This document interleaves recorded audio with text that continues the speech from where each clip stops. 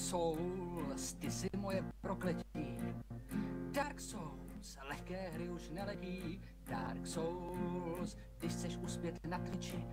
Dark Souls, ti musí dávat po prdeli. Já to nechápu, moje porážka je jistá, stejně furt tě musím hrát.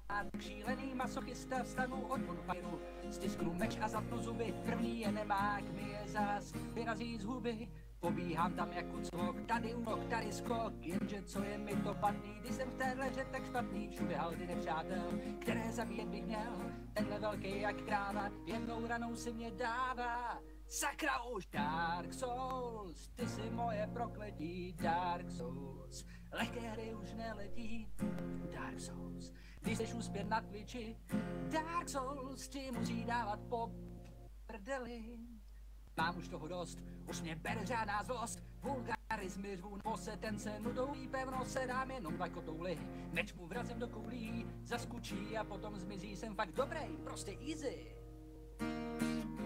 S pocitem poloboha vydávám se do dveří, za chvíli vidím šíp, jak prolétá mi páteří, má postava se kácí, Judaj na mě vyskočí, gamepad se z z okna na chodník se párkrát protočí.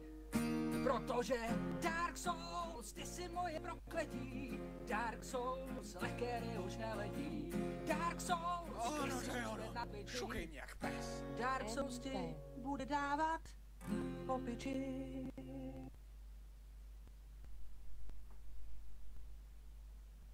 OK, tak já myslím, s Bohem. User disconnected from your channel.